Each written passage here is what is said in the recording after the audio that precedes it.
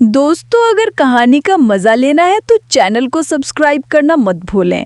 हमारे पड़ोस में एक बहुत खूबसूरत आंटी आकर रहने लगे। वो बहुत हसीन और खुश मजाज खातून थीं। दिल की भी बहुत अच्छी थीं। जब भी मैं उन्हें देखता तो दिल की धड़कनें जैसे रुक सी जाते। आंटी का शौहर कई सालों से बैरून मुल्क रहता था, इसीलिए वो हमेशा बहुत उदास रहती थीं। लेकिन उस वक्त मेरी हैरत की अंतः ना रही जब अगले दिन मैं गली से गुजर रहा था तो उन्होंने मुझे किसी काम से अपने घर बुलाया। जब मैं घर में दाखिल हुआ तो उन्होंने खुद ही मुझे अपने मुसलसल 4 घंटे। मेरा नाम शाहीन है, मेरी उम्र 16 साल है। हमारे पड़ोसी वाले घर एक खूबसूरत आंटी हमारे घर आकर रहने लगी, जिनका शौहर अक्सर बैरून मुल्क ही होता था। इसी वजह से वो आंटी बेचारी घर में अकेली रहती थी। एक दफ़ा ऐसा हुआ कि इस आंटी ने मुझे अपने घर किसी काम के लिए बुलाया। मोहल्ले की औरतें अक्सर मुझे अपनी घर की कोई ना कोई चीज़ लेने के लिए बुलाती रहती थीं, इसलिए मैं भी खुश दिली से बिला झिझक उन सब के काम कर दिया करता था। यही वजह थी कि जब भी मैं घर से निकलता तो हर घर से यही आवाज़ आती, शाहीन ज़रा उधर आना, हमें दुकान से थोड़ा सा सामान तो ले आओ। मोहल्ले वालों के सारे अहकामात पूरे होना पड़ते थे, लेकर आना। अब मैं भी उस चीज़ का आदी हो चुका था, इसीलिए खुश दिली से उनके काम कर देता था। वैसे वो काम करवा के मुझे कुछ पैसे भी दे देते थे, जिससे मेरी थोड़ी बहुत जेब खर्च होती थी और यूँ मुझे भी इन सब के काम करते हुए ऐसा महसूस ना होता। क्योंकि ये आंटी मेरी हमसाया थी, उस लिहाज से उनका हक तो हम पर बाकियों के मुकाबले में ज़्यादा था, इसीलिए मैं उनकी बात सुनने के लिए चल पड़ा। वो आंटी अपने घर के दरवाजे पर खड़ी थी। उन्होंने मुझे करीब आने का इशारा किया तो मैं उनके पास जाकर खड़ा हो गया। वो मुझसे कहने लगी, शाहीन, क्या तुम मुझे किराए पर डीवीडी दे दोगे? ये सुनकर मैं हैरान रह गया। मैं उनकी तरफ हैरत से देखने लगा। आंटी ने बताया कि उनके किसी रिश्तेदार की शादी की वीडियो आई है और वो देखनी है, तो मैं कहीं से डीवीडी ले आऊं। मैंने हचकचाहट महसूस की, क्योंकि वीडियो सेंटर वाले आजकल किराए पर कुछ नहीं दे रहे थे। लेकिन फिर मैंने सोचा कि आंटी ने पहली बार मुझे कोई काम दिया है। अगर मैंने ये काम करने से इनकार कर दिया तो कहीं आंटी को बुरा ना लग जाए। इसलिए मैंने वादा कर लिया कि मैं उनके लिए डीवीडी प्लेयर ज़रूर ले आऊँगा। उस वक्त दोपहर का वक्त था, इसलिए मैं घर चला गया। लेकिन जैसे ही शाम हुई मैं अपने मोहल्ले की वीडियो सेंटर पर चला गया। ये दुकान मेरे एक दोस्त की थी, इसीलिए दोस्त ने मेरी जमानत पर डीवीडी प्लेयर दे दिया और साथ में शर्त भी रखी कि वापसी भी तुम ही लेकर आओगे। मैंने उसकी बात मान ली और आंटी के लिए डीवीडी प्लेयर ले आया।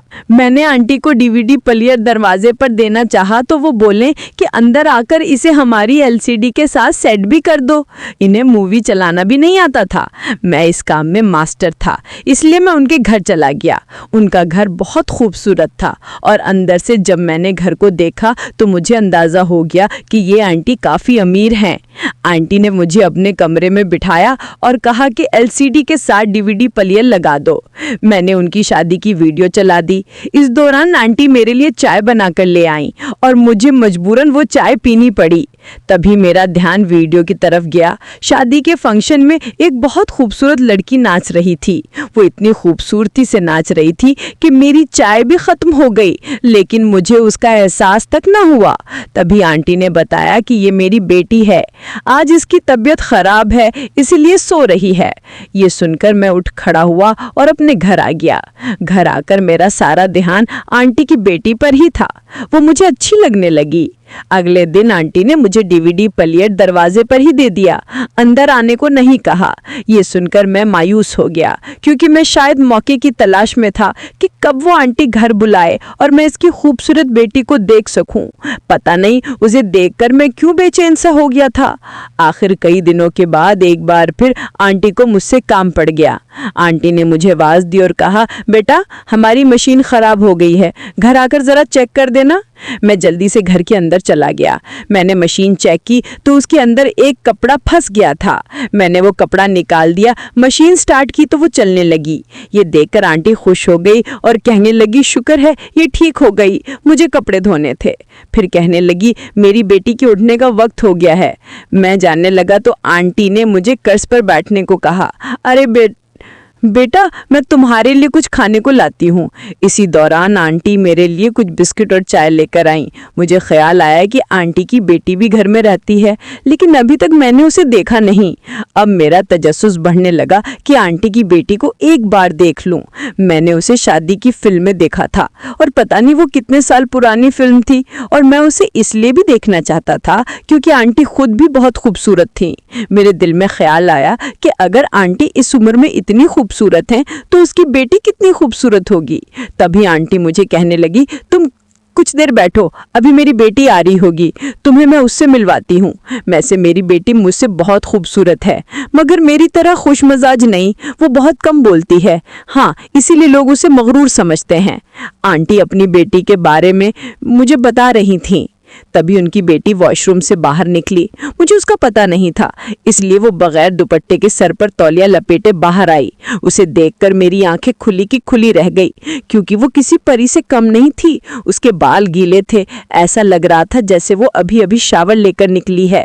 उसने हल्के गुलाबी रंग का सूट पहना था, जिसमें वो बिल्कुल अप्सरा लग रही थी। उसे देखकर मैं हक्का बक्का रह गया। मैं फौरन उठ खड़ा हुआ तो आंटी ने अपनी बेटी से कहा कि ये हमारा पड़ोसी शाहीन है, बड़ा ही अच्छा बच्चा है और मेरे तो अक्सर बहुत सारे काम कर देता है। ये सुनकर आंटी की बेटी ने मुझे गौर से देखा और फिर अपने कमरे में चली गई। आंटी बोली कि वो अजनबी लोगों से ज्यादा बातें नहीं करती। मेरी बेटी ने छोटी उम्र में बहुत बड़े दुख देखे हैं। फिर बातों बातों में मैंने उनके शौहर के बारे में पूछा। इस सवाल पर वो थोड़ी सी परेशान हो गई। उन्होंने एक लंबी आ भरी, कहा कि पिछले 11 साल से कनाडा में मुकीम है, लेकिन पाकिस्तान भी नहीं आए। वो इतने पैसे भेजते थे कि हमें किसी चीज की कमी नहीं थी, लेकिन मेरी सिर्फ एक ही बेटी है। शौहर भी घर से दूर है, इसलिए घर में मर्द की बहुत कमी महसूस होती है। काश हमारे घर में भी कोई मर्द होता जो हमारे सारे काम कर देता। ये कहते हुए उनके चेहरे पर एक अजीब सी बेचैनी थी। पता नहीं क्यों मुझे उस वक्त उन पर बहुत तरस आया। मैं उनके जज्बात को महसूस कर सकता था, इसलिए मैंने उनसे कहा कि फिक्र मत करें, आपको जो भी किसी काम की जरूरत हो फौरन मुझे बुला लेना, मैं आपका हर काम कर दूंगा। सारा दिन मैं फारिगी रहता हूँ, आप मुझे अपना ही समझें। ये सुनकर वो आंटी बहुत खुश हो गईं। उसके बाद मैं अक्सर आंटी के घर के बाहर घूमने लगा। फिर वो भी बाहर आकर खड़ी हो जाती। जैसे ही उसकी नजर मुझ पे पड़ती, वो फौरन मुझे आवाज देती, शाहीन जरा यहाँ आना, मुझे सौदा ले आना, कभी दूध ले आना। मैं दौड़ता हुआ उनके सारे काम कर देता।